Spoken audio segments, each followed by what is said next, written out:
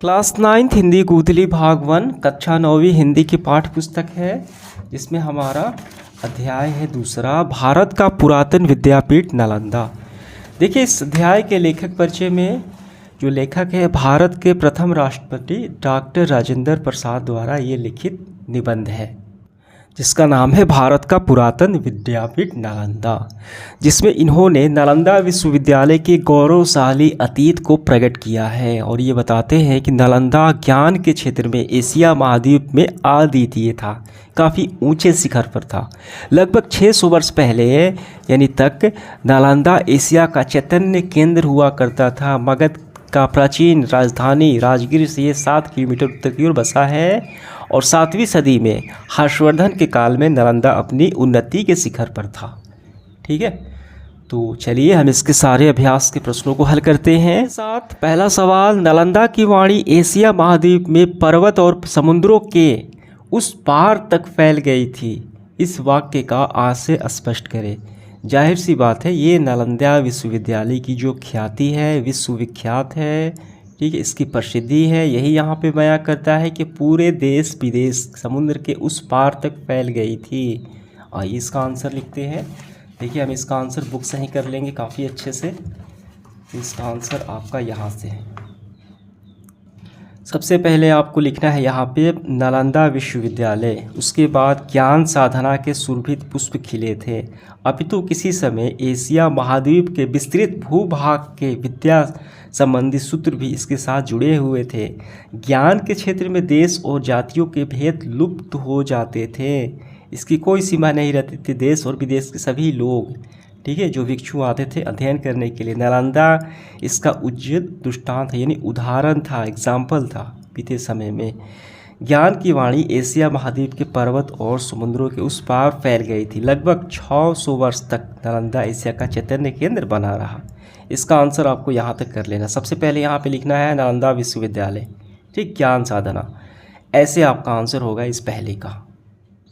देखिए दूसरा सवाल, मगध की प्राचीन राजधानी का नाम क्या था और यह कहाँ अवस्थित है। पहला सवाल, मगध की प्राचीन राजधानी का नाम बताने हैं और इसकी उपस्थिति, ये कहाँ उपस्थित थी वो भी बताना है। तो आइए लिखते हैं, मगध की प्राचीन राजधानी, देखिए नाम हो गया व्यवहार। 5, अब इसकी उपस्थिति देखिए, 5 पर्वतों के मध्य बसी हुई गिरविज या राजगृह नामक स्थान में थी।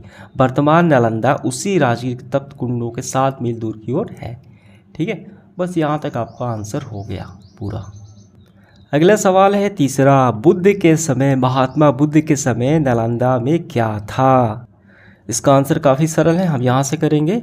बुद्ध के समय नालंदा गांव में प्रवारिकों का आम्रवन था। क्या समझ में आया। देखिए, प्रवारिकों का मतलब क्या होता है, यहाँ पे दिया गया है। प्रवारिक का मतलब होता है उत्तरीय वस्त्र, लाबादा, चोंगा इत्यादि निर्माता। जो व्यक्ति उत्तरीय वस्त्र निर्माण करते थे, एक प्रकार के निर्माणकर्ता हो गए ये, जैसे कि व्यापारी हम बोलते हैं, उसी प्रकार से उनका ये आम्रवन था। ठीक है, यहाँ पे वो निवास करते थे, आना जाना लगा रहता था। बस हो गया, यहाँ से ये कि यहाँ तक हो गया इसका आंसर। देखिए चौथा सवाल है, महावीर और मैथिली पुत्र गौसाल की भेंट किस उपग्राम में हुई थी। 2 व्यक्ति हैं, भगवान महावीर और मैथिली पुत्र गौसाल की भेंट किस उपग्राम में हुई, यानी उसका नाम हमें बताना है। देखिए इसका उत्तर यहाँ से है। जैन ग्रंथों के अनुसार नालंदा में महावीर और आचार्य मैथिली पुत्र गौसाल की भेंट हुई। ठीक है, तो कहाँ पे हुई, जैन ग्रंथों के अनुसार नालंदा में हुई। तो इसका आंसर तो ये हो गया, बस एक लाइन में है ये पूरा, यहाँ से लेके यहाँ तक। ठीक है, आप चाहे तो थोड़ा सा आप यहाँ तक लिख सकते हैं, तो यहाँ तक हो गया। 5वां सवाल है, महावीर ने नालंदा में कितने दिनों तक वर्षावास किया था। इसका आंसर लिखेंगे हम, महावीर ने 14 वर्ष, ठीक है, 14 वर्षावास व्यतीत किए थे। ये तो काफ़ी सिंपल है, बस हो गया। 6 नंबर सवाल, तारानाथ कौन थे, उन्होंने नालंदा को किसकी जन्मभूमि बताया है। देखिए यहाँ पे समझिए, आपका आंसर होगा, सबसे पहले हमें तारानाथ के बारे में बताना है। तिब्बत के विद्वान लेखक, इतिहास लेखक, तिब्बत के विद्वान इतिहास लेखक लामा तारानाथ, आपका क्लियर हो गया। ये इतिहास लेखक है लामा तारानाथ, और ये बताना है कि उन्होंने नालंदा को सारीपुत्र की जन्मभूमि बताया। ठीक है, दोनों हो गए, इसमें 2 सवाल थे। ये पूरा आपका यहाँ तक हो गया।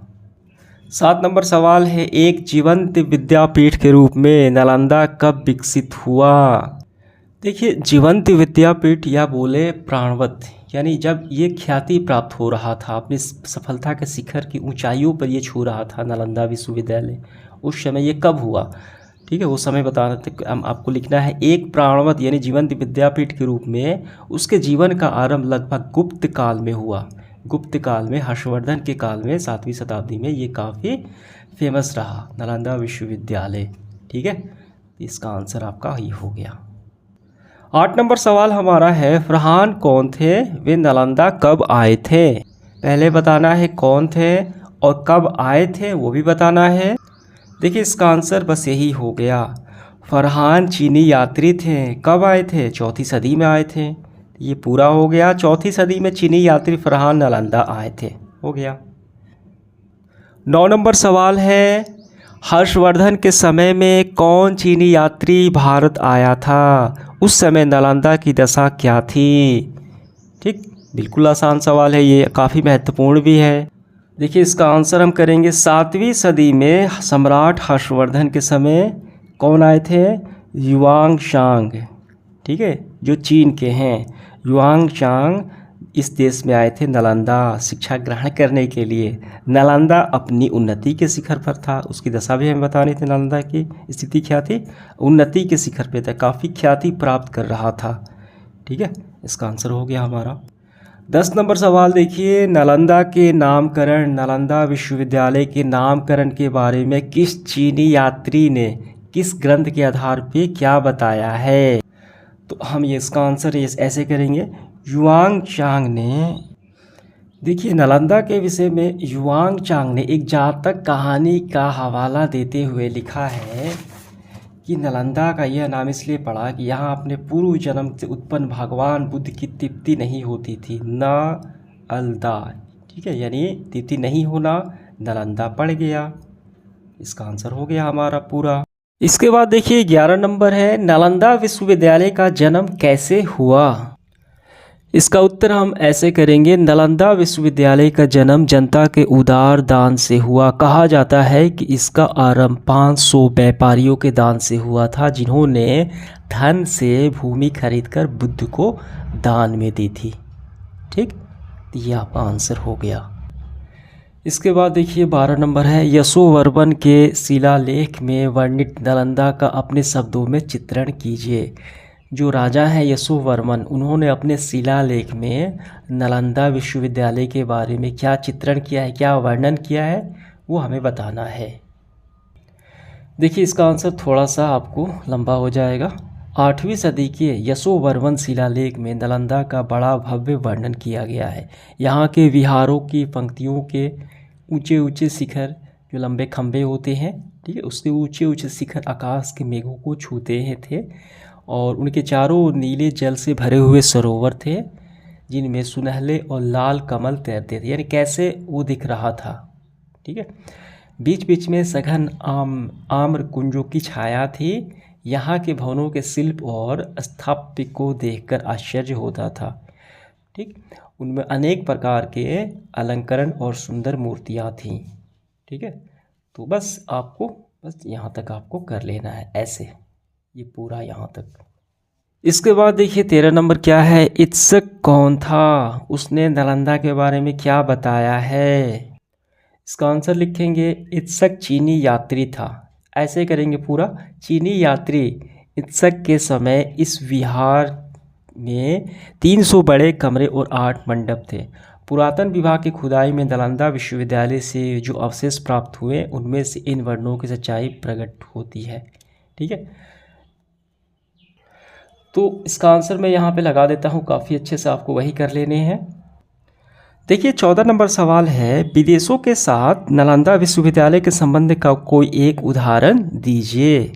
इसका आंसर आपको करना है, विदेशों के साथ नालंदा विश्वविद्यालय का जो संबंध था, उसका स्मारक एक ताम्रपत्र के नालंदा के खुदाई में मिला था। ठीक है, उसमें वो बयां किया गया था कैसा संबंध था। इससे ज्ञात होता है कि सुवर्णद्वीप यानी सुमात्रा के शासक शैलेंद्र सम्राट श्री बाल देवपुत्र ने मगध के सम्राट देवपाल के पास अपना दूत भेजकर यह प्रार्थना की उनकी ओर से 5 गांवों को दान नालंदा विश्वविद्यालय को दिया जाए। ठीक है, 5 गांवों को दान नालंदा विश्वविद्यालय को दिया जाए। ताम्रपत्र के अनुसार नालंदा के गुणों से आकृष्ट होकर यवद्वीप के सम्राट बालपुत्र ने भगवान बुद्ध की प्रति भक्ति प्रदर्शन करते हुए नालंदा में एक बड़े विहार की निर्माण कराया। ये सारे कार्य किए, यही प्राप्त हमें ये जानकारी प्राप्त होती है। आपको बस इतना ही लिखना है। ठीक है, वैसे आप चाहे तो और थोड़ा सा लंबा कर सकते हैं, लेकिन इसका आंसर जो सटीक में है आपको यहीं तक कर लेने हैं। अगला सवाल है 15 नंबर, नालंदा में किन 5 विषयों की शिक्षा अनिवार्य थी? कौन कौन विषय थे, सब्जेक्ट थे जिनकी शिक्षा अनिवार्य की गई थी? देखिए यहाँ पे मूल रूप से 5 विषयों की शिक्षा अनिवार्य थी। कौन सा? पहला शब्द विद्या या व्याकरण, जिससे कि क्या वो भाषा के ज्ञान प्राप्त हो सके। दूसरा क्या है, देखिए यहाँ पे दूसरा है तर्कशास्त्र, जैसे कि बुद्धि की कसौटी हो सके। तीसरा है चिकित्सा विज्ञान, शिल्प हो गया। ठीक, और 5वां है लोक धर्म और दर्शन के अध्ययन करते थे। ये उनकी एक्स्ट्रा थी, रुचि के अनुसार, ये अतिरिक्त थी। ठीक है, तो ऐसे देखिए चिकित्सा से क्या होता था कि छात्र सीखकर स्वस्थ रह सके और दूसरों को भी निरोगी कर सके। तो कुल मिलाकर 5 थी। इसका आंसर कैसे लिखेंगे हम? देखिए इसका आंसर हम ऐसे करेंगे, नालंदा में मूल रूप से 5 विषयों की शिक्षा अनिवार्य थी जो निम्न है। पहला चिकित्सा विज्ञान, जिसे सीखकर छात्र स्वयं स्वस्थ रह सके। दूसरा है शिल्प विद्या, व्यवहारिक और आर्थिक स्वतंत्रता मिल सके। तीसरा है शब्द विद्या या व्याकरण की भाषा ज्ञान। चौथा है तर्कशास्त्र, बुद्धि और विकास। और 5वां है धर्म दर्शन। अतिरिक्त या रुचि पर यह डिपेंड होता था, कोई भी जो विद्यार्थी वो ले सकता है। इस तरीके से इसका आंसर हो गया हमारा। अगला सवाल देखिए 16 नंबर क्या है, नालंदा में कुछ प्रसिद्ध विद्वानों की सूची तैयार करना है हमें। देखिए इसका आंसर हम ऐसे करेंगे, नालंदा के जो विद्वान थे हम ऐसे लिखेंगे। आचार्य शीलभद्र योग शास्त्र के उस समय के सबसे बड़े विद्वान माने जाते थे। उनसे पहले धर्मपाल संस्था के प्रसिद्ध कुलपति थे। ठीक है, पहले व्यक्ति देखिए विद्वान शीलभद्र, दूसरे धर्मपाल, शीलभद्र, ज्ञानचंद्र, प्रभामित्र, स्थिरमती, गुणमती आदि अन्य आचार्य युआनचांग के समकालीन थे। युआनचांग मतलब हर्षवर्धन। ठीक है, तो ऐसे आपको पूरे लिख लेने हैं इनके नाम। 17 नंबर देखिए, शीलभद्र ने युआनचांग और इनका देखिए नाम है ह्वेनसांग की क्या बातचीत हुई दोनों में, ये हमें वर्णन करना है। देखिए इसका आंसर हम यहाँ से करेंगे। जब युआनचांग यानी ह्वेनसांग नालंदा से विदा होने लगे, यानी ज्ञान प्राप्त करके शिक्षा ग्रहण करके जब विदा होने लगे, तब आचार्य जो थे शीलभद्र एवं अन्य भिक्षुओं ने उनसे यहाँ रह जाने के लिए अनुरोध किया कि आप यहीं पे रह जाइए भारत में। लेकिन युआनचांग यानी हर्षवर्धन ने उत्तर दिया, क्या कहा, यह देश बुद्ध की जन्मभूमि है, महात्मा बुद्ध की। इनके प्रति प्रेम न हो सकना असंभव है। ठीक है, यहाँ पे जो आएगा उसको प्रेम हो जाएगा यहाँ की भूमि से। लेकिन यहाँ आने का मेरा उद्देश्य यही था कि अपने भाइयों के हित के लिए मैं भगवान के महान धर्म की खोज करूं, और मेरा यहाँ आना बहुत ही लाभप्रद सिद्ध हुआ।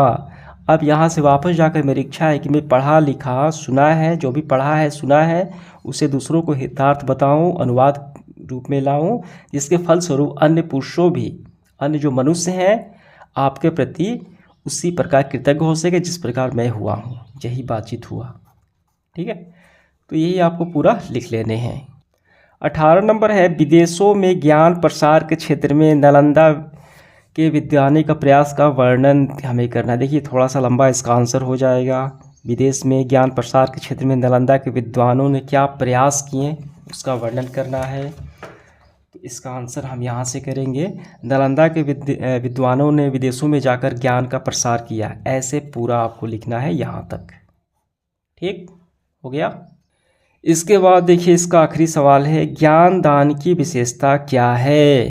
तो इसका आंसर लिखेंगे हम, ज्ञान के क्षेत्र में जो दान दिया जाता है वह सीमा रहित और अनंत होता है। न बांटने वाले की तृप्ति होती है न लेने वाले की। ठीक है, यही इसको बोलते हैं ज्ञान दान की विशेषता। जैसा कि विद्या है, ठीक है, जितना बांटा जाए उतना ये बढ़ेगा। तो इस तरीके से हमारा सेशन समाप्त हुआ। धन्यवाद।